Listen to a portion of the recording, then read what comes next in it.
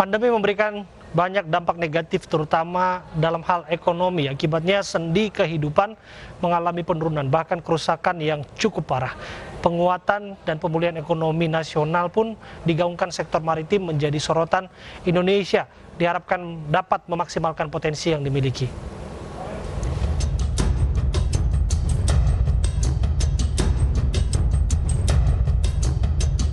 Pandemi yang melanda bumi mengakibatkan dampak serius, terutama dalam hal ekonomi.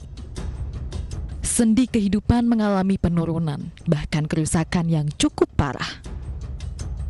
Salah satu provinsi yang merasakan dampak cukup parah ialah Pulau Dewata. Bali sebagai salah satu destinasi pariwisata merasakan cukup besar dampak dari pandemi COVID-19. Penurunan ekonomi tak bisa dihindari karena wisatawan Nusantara dan mancanegara tidak banyak yang datang berkunjung. Sebagai salah satu negara dengan perekonomian yang patut diperhitungkan, Indonesia harus mampu bertahan di tengah krisis ekonomi akibat COVID-19. Penguatan dan pemulihan ekonomi nasional pun digaungkan, terutama melalui sektor maritim. Indonesia pun dituntut harus dapat memaksimalkan potensi tersebut. Salah satu program pemulihan ekonomi nasional ialah melalui kegiatan restorasi terumbu karang. Program tersebut memiliki tujuan untuk memperbaiki ekosistem laut dan masyarakat pesisir yang selama pandemi mengalami degradasi. Selain program tersebut, pihak-pihak terkait harus dapat membuat strategi dan menjalankan program-program yang dapat membantu mempercepat dan memperkuat fondasi ekonomi kelautan yang berkelanjutan.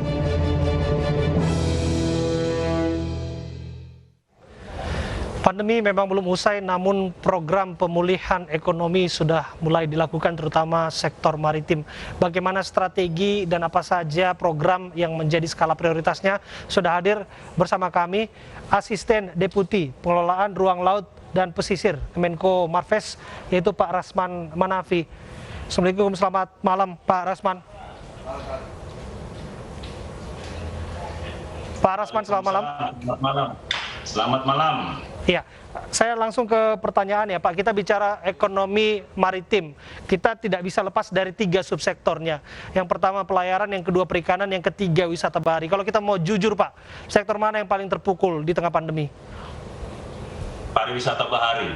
Wisata bahari. Bagaimana hitung-hitungan kerugiannya Pak? Oke, baik. Terima kasih Mas. Pertama saya ingin menyampaikan bahwa pandemi ini selain memang masalah kesehatan, kita juga mengalami masalah di bidang perekonomian. Dan saya langsung dari sektor maritim kita, pariwisata bahari itu merupakan salah satu sektor yang terguncang cukup keras. Paling tidak ada 2 indikator besar yang kita lakukan selama ini untuk mengukur keberhasilan pengelolaan pariwisata kita. Pertama, jumlah wisatawan kita, baik mancanegara maupun lokal. Begitu juga di konteks perekonomian dan lapangan kerja.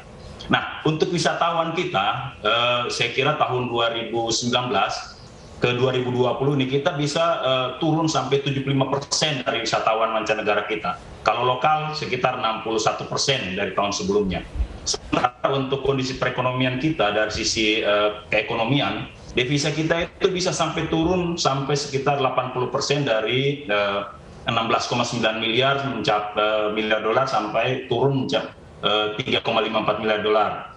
Dan akibatnya perusahaan di sektor pariwisata ini mengalami penurunan pendapatan, ya kalau totalnya sekitar 92% perusahaan yang mengalami penurunan pendapatan itu. Kemudian dari sisi tenaga kerja, nah tenaga kerja kita juga mengalami ancaman. Paling tidak kalau yang langsung bekerja sektor pariwisata sekitar 13 juta pekerja kita, 32,5 juta juga yang terkait pariwisata. Dan laporan BPS kita tahun 2020 menyatakan sekitar 400.000 tenaga kerja kita di sektor pariwisata itu kehilangan pekerjaan. Nah, itu yang paling sangat terasa, selain sektor perikanan yang memang kita juga rasakan adanya penurunan nilai pasar dari hasil laut kita, kemudian permintaan yang menurun karena memang bahkan sampai retail untuk perikanan kita banyak yang tutup. Sampai malah terganggunya jalur perdagangan kita. Saya kira itu yang memang benar-benar sangat dirasakan dampak kita di sektor maritim. Tapi bicara soal wisata yang dimaksud begitu terpukul, Pak, saya ingin tahu juga bagaimana nasib sektor non formalnya, Pak. Ya, terima kasih Mas. Sektor non formal kita ini kan sebenarnya sektor-sektor yang sangat terkait dengan sektor pariwisata. Jadi kalau sektor utamanya saja sudah sampai seperti itu, saya kira multiplier efek terhadap sektor informal itu sangat terkait, dan saya kira mungkin barangkali kalaupun misalnya 13 juta pekerja di sektor pariwisata itu real, itu terkena dampak, paling tidak 50-70% dari 32 juta pekerja yang tidak terkait secara langsung itu mengalami dampak. Oke, kita akan lanjutkan diskusi kita ini, Pak Rasman. Sesaat lagi kita harus break karena menarik. Kita sudah lihat nih portfolio masalahnya seperti apa. Tentu akan ada langkah ke depan untuk mengentaskan persoalan ini. Kami akan hadirkan perbincangan serupa sesaat lagi. Tetaplah bersama kami. Kita lanjutkan kembali berbincang mengenai pemulihan ekonomi maritim bersama dengan Pak Rasman Manafi dari Kemenko Marves. Pak Rasman, kita lanjutkan kembali ya Pak ya. Kalau yang saya baca beberapa kebijakan termasuk terobosan yang dibuat, salah satunya adalah restorasi terumbu karang. Bagaimana memaksimalkan upaya ini untuk memastikan bahwa kita kembali menjadi surga terumbu karang bagi penikmat wisata bahari? Baik, terima kasih. Pertama saya disampaikan bahwa narasi restorasi terumbu karang itu merupakan salah satu narasi yang kita gunakan dalam program besar Indonesia Coral Reef Garden. Jadi program ini adalah program restorasi secara nasional yang kita sinergikan antara keilmiahan, sosial ekonomi dalam restorasi terumbu karang. Jadi aspek itu yang kita gunakan. Nah kemudian restorasi terumbu karang juga kita harus memandang upaya kita untuk mengoptimalkan fungsi terumbu karang itu baik untuk wisata, jasa-jasa sumber daya, dan juga mungkin barangkali pemanfaatan sumber daya yang ada di ekosistem terumbu karang itu. Kita tahu sendiri bersama bahwa terumbu karang ini kan selain sebagai sumber protein hewani, tempat hidupnya ikan-ikan, juga dia tempat wisata, perlindungan pantai, bahkan pemijahan dan tempat mencari makannya ikan. Keanekaragaman hayati di bawah laut lah ya Pak? Betul. Nah, luas terumbu karang kita ini, kalau kita hitung, itu paling tidak sekitar 18% dari luas terumbu karang dunia. Begitu luasnya. 65% dari pusat terumbu karang atau coral triangle itu ada di Indonesia. Iya. Paling tidak kalau identifikasi teman-teman di IP, teman-teman biota, itu mengidentifikasi paling tidak sekitar 2.000 jenis ikan yang hidup di situ. Nah, pemerintah Indonesia selain kita untuk menjaga kelestarian sumber daya, juga kita harus menjamin bahwa kesehatan karang ini juga dapat kita manfaatkan bukan hanya untuk wisata, juga tempat hidupnya ikan-ikan yang dapat kita manfaatkan. Nah itulah yang kemudian muncul program restorasi terumbu karang untuk mengoptimalkan fungsi terumbu karang dengan pelibatan masyarakat.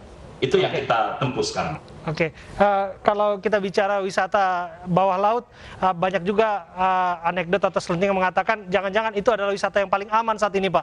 Karena dia menyelam di dalam air, sulit untuk penularan COVID terjadi di sana begitu. Tapi bagaimanapun kan kita tidak bisa menafikan protokol kesehatan mesti dan wajib dipatuhi. Bagaimana memastikan ini Pak?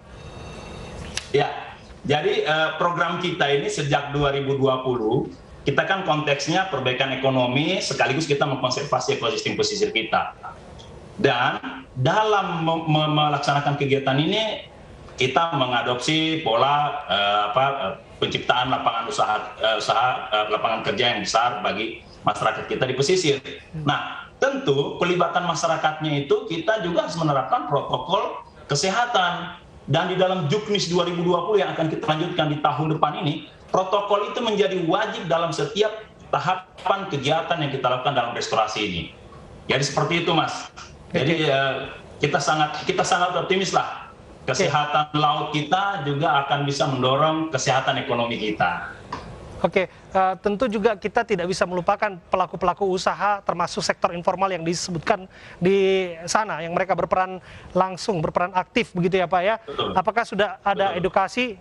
Tentu saja tidak hanya edukasi, tapi juga dibutuhkan subsidi. Dalam hal ini bantuan sosial, jangan-jangan kesulitan untuk bertahan hidup Pak di tengah pandemi. Ya, jadi program kita tahun 2020 Indonesia Coral Reef Garden ini itu melibatkan paling tidak sekitar 10.171 tenaga kerja, Mas. Itu dari seniman, nelayan, penyelam, pekerja bengkel, teknisi, bahkan pecalang dan Karang Taruna serta pemangku adat serta dosen itu terlibat di situ. Nah, kegiatan yang sebesar ini melibatkan banyak orang dengan anggaran sekitar 111,23 miliar ini menyerap anggaran yang diserap untuk upah itu mencapai 35%. Artinya bahwa 35% dari 111 itu terserap menjadi upah pada tenaga kerja yang terlibat. Artinya secara langsung itu bukan kita konteksnya bantuan langsung, tapi ada aktivitas untuk mendorong ekonomi kita dengan mengkonservasi sumber daya kita. Itu yang sangat terlihat di program ini. Oke, barangkali terakhir poin yang tak kalah penting juga kesadaran para pengunjung yang akan terlibat langsung, tentu saja tidak hanya berwisata ke sana, barangkali juga berpartisipasi untuk memastikan pemulihan ekonomi maritim. Tadi ada sektor perikanan, pelayaran, termasuk yang tadi Anda sebutkan begitu terpukul adalah wisata bahari. Apa yang mesti mereka lakukan, para pengunjung, para wisatawan, atau siapapun yang terlibat? Ya, terima kasih. Jadi saya kira program untuk yang sifatnya kelautan atau pesisir atau wisata pantai ini kita juga harus melihat ada carrying capacity dalam wilayah ini. Jadi konsep kita untuk ekowisata bahari ini itu lebih pada bagaimana kita membuka ruang-ruang wilayah lain tidak terkumpul dalam satu wilayah, sehingga itu memang kan menjadi tantangan terbaru juga. Dan saya kira saat ini pemerintah sudah memilih, bahkan di KSPN prioritas kita untuk KSPN nasional itu ada beberapa wilayah yang bisa kita kunjungi. Tidak hanya di Bali. Tahun depan kita merencanakan sekitar 9 lokasi baru untuk menjadikan seperti Bali baru dalam konsep yang lama. Dan saya kira ini merupakan salah satu peluang juga solusi untuk menggerakkan ekonomi wisata kita.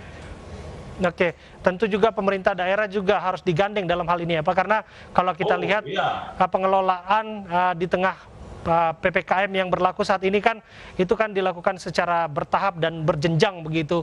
Bagaimana kerjasama, koordinasi antara sektor-sektor ini? Ya, baik. Terima kasih, Mas. Jadi di tahun 2020 program Kemenko Marves bersama KKP ini melibatkan beberapa kementerian, tidak hanya Kemenko Marves dan KKP, juga Kementerian Pariwisata, kemudian ada LIPI, termasuk pemerintah daerah dan perguruan tinggi. Dan ini kita akan besarkan melibatkan teman-teman di Kementerian Ekonomi Kreatif, teman-teman di TNI, dan juga teman-teman di lingkungan hidup, karena kita akan mendorong program-program di wilayah kawasan konservasi perairan. Jadi pelibatan stakeholder ini cukup besar yang akan kita libatkan, dan pemerintah daerah menjadi ujung tombaknya, karena sekali lagi sasarannya selain kita mengkonservasi sumber daya kita, juga melibatkan masyarakat kita untuk mendapatkan pendapatan secara ekonomi. Dan ini informasi detailnya pasti ada di pemerintah daerah, Mas. Oke. Artinya singkat kata, meskipun gerak terbatas seperti ini, santai kayak di pantai itu masih mungkin terjadi ya Pak ya di tengah pandemi ya. Iya benar, dan tahun depan Mas kita merencanakan bukan hanya kita melaksanakan program transplantasi terumbu karang, kita juga akan mendorong program untuk kapal riset pesisir, kemudian pemanfaatan XKRI untuk artificial reef, seperti itu Mas. Baik. Pak Rasman, sayang sekali waktu kita terbatas, tapi banyak hal yang kita pelajari dari sini, utamanya bahwa siapapun, bukan hanya pengelola, bukan hanya pemerintah dalam hal ini, tapi juga para pengunjung dan wisatawan, termasuk masyarakat, kita juga terus harus kampanyekan protokol kesehatan. Jadi ayo pakai masker, ayo cepat vaksin. Itu barangkali kuncinya untuk menghadapi ini semua. Terima kasih Pak Rasman Manafi, Asisten Deputi Pengelolaan Ruang Laut dan Pesisir Kemenko Marves.